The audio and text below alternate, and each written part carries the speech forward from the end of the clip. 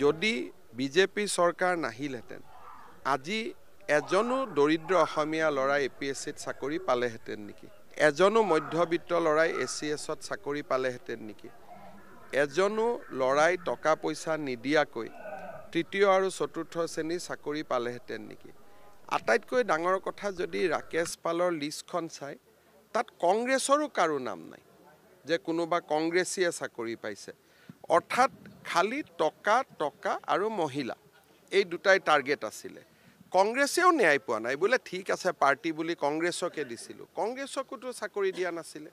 সেইকাৰণে অকল বিজেপিয়ে নহয় কংগ্ৰেছসকলেও এতিয়া প্ৰশ্ন তুলিছে যে যদি চাকৰিৰ সঁচাই বজাৰ এখনেই আছিল আমাৰ ল'ৰা ছোৱালীয়ে কিয় চাকৰি নাপালে। গতিকে এইবাৰ নিৰ্বাচনত অকল বিজেপিয়ে খং উঠি থকা নাই, বিজেপিয়েতো কংগ্ৰেছৰ বিৰোধী এইটোতো বেলেগ কথা, কিন্তু কংগ্ৰেছী মানুহে নিজে খং কৰি আছে যে ইমান যদি চাকৰিৰ বজাৰ আছিলেই আমাৰ কোনোবা মণ্ডল কংগ্ৰেছ আমাৰ কোনোবা জিলা কংগ্ৰেছৰ ল'ৰা ছোৱালীয়ে কিয় চাকৰি নাপালে।